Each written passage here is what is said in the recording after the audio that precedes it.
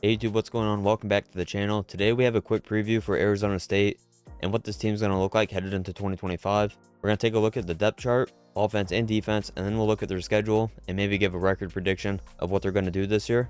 Yeah, starting out on offense, you can see at wide receiver, they addressed a big need at the position. They made a deep run into the playoff last year, and they did it without Jordan Tyson. He was one of the best receivers in college football last year, and without him, they really had no threat of any pass catchers besides maybe Mateer at tight end. But other than that, no one really stepped up in a big way. They went out in the portal. They got Jalen Moss, Jaron Hamilton, and Noble Johnson. Jalen Moss, as you can see, he's a projected starter along with Malik McClain. I mean, that three is pretty good. And then Jaron Hamilton has a lot of upside. We haven't really seen him reach his full potential whatsoever yet, but it's certainly there. He's a transfer from Alabama. So yeah, the position group overall is certainly improved from last year. And yeah, looking at the offensive line, you have to feel pretty comfortable about the group. Obigbo, he's coming in from Texas State, and he's just going to be a plug-and-play guy, in my opinion. I mean, this is a guy, a lot of experience. He's I think a fifth-year transfer joining this group. So yeah, the offensive line's going to be good. And we already talked about Mateer at tight end. He really showcased his skills in the playoff last year. I think he surprised a lot of people. So expect him to have an even bigger season this year. And then they went and got Kanye Udo from Army. I mean, this is a very good replacement. Obviously, you're losing the leader of the team, Cam Skattebo, one of the best running backs in college football last year.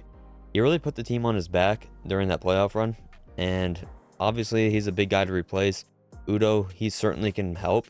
Expect Kyson Brown to do some of the part as well. But then there's the guy, Raleek Brown, sitting at third string right now. I think he's going to have a part in this offense. I don't know if it's going to be in the slot or at running back, but this was a very talented kid coming out of high school. This will be his second year. He did deal with injuries this past season, but at USC, we saw what he can do. You put him in the slot, you can put him at running back. He can do a lot of different things. And Kenny Dillingham has an opportunity here to showcase just how good of an offensive play caller he is with Raleek Brown. This is the guy you just get the ball in his hands and see what he can do. And the guy putting the ball in his hands is Sam Levitt. And the expectations for Levitt are through the roof.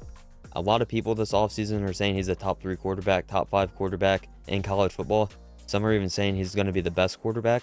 I want to go as far as saying he's going to be the best quarterback in college football, but he's certainly in the conversation for like top 5, top 7. I think that's very, very reasonable. He's a good quarterback, and he's going to be the leader of this team. Once again, we already talked about the receivers he's throwing to. Much improved from last year, along with Mateer. Yeah, overall, the offense, sky's the limit for this group. Expect them to probably be the #1 offense in the Big 12. Defensive-wise, you have Prince Dorbo back, Clayton Smith, one of the better edge duos, probably in the Big 12, even in college football headed into next season. You get Kendrick Breedlove out of the portal from Purdue. You also get Nyland Green from Purdue as well, another transfer. I don't have him starting. He's right here. I mean, he could easily be a starter. So you can have 2 Purdue transfers, 2 pretty good defensive backs, and then you also get Adrian Wilson out of the portal. So it looks like Kenny Dillingham thought they needed a lot of help in the secondary, and I think they got some good help here. They go along with some guys that have been around for a while. And the other transfer on defense is Michael Gardner. Just like Green, just like Wilson, this guy could be a starter as well. He missed the entirety of last season. And yeah, if he's healthy, expect him to be a big time contributor, even a starter. All right, now we can take a quick look at their schedule.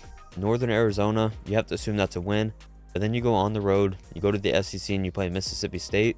Now, yes, it's an SEC road game, but Mississippi State's probably the worst team in the SEC headed into next season. And then you have Texas State. And Texas State, they lost a lot of players.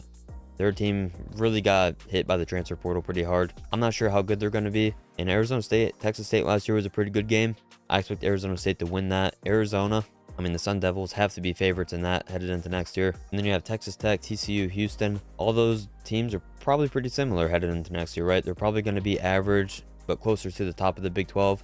Same with West Virginia, Baylor. I mean, you expect them to be middle of the pack, closer to the top though. Colorado, who knows what they're going to be? They have a lot of new players, quarterback, receiver, a lot on defense, secondary wise, a lot of new guys. We don't know what they're going to be. And then you have 2 more road games at Iowa State and at Utah. 2 of the tougher places to play in the Big 12, especially Utah. It's probably the toughest place to play. So you have some tough road games. You have Iowa State, Utah on the road, at Baylor. That's not an easy game. And then you have at Mississippi State. Looking at the schedule, you have to assume Arizona State's going to be in the running for the Big 12 championship. Right now, I think you tab them as the favorite just because of what they have returning, especially at quarterback and receiver. I think the schedule lines up pretty good, like we just said. Obviously, some hard road games, but you also get a lot of good home games. You get Arizona at home, you get Texas Tech at home, you get Houston, West Virginia at home. Like, that's a big time deal. And with that being said, I think 10 wins is the expectation, 10 to 11 wins. I know that's a lot, but with the schedule, you don't have to play BYU, which is a big plus.